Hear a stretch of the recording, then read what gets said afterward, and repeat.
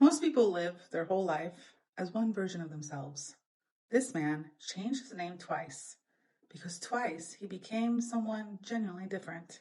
He was born Malcolm Little. Little wasn't a name his family chose.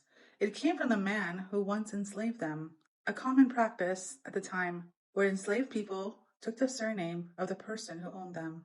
X replaced the white slave master name of Little, which some blue-eyed devil named Little had imposed upon my paternal forebears. The X wasn't a stage name. It stood for something lost, his family's actual name taken and never recovered.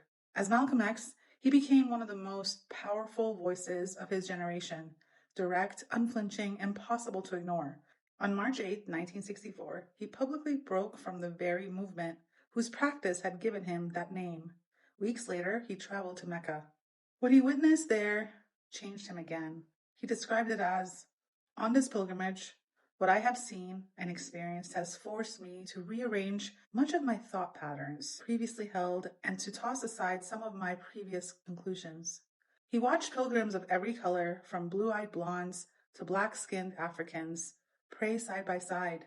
He wrote, "A spirit of unity and brotherhood that my experiences in America had led me to believe never could exist between the white and the non-white."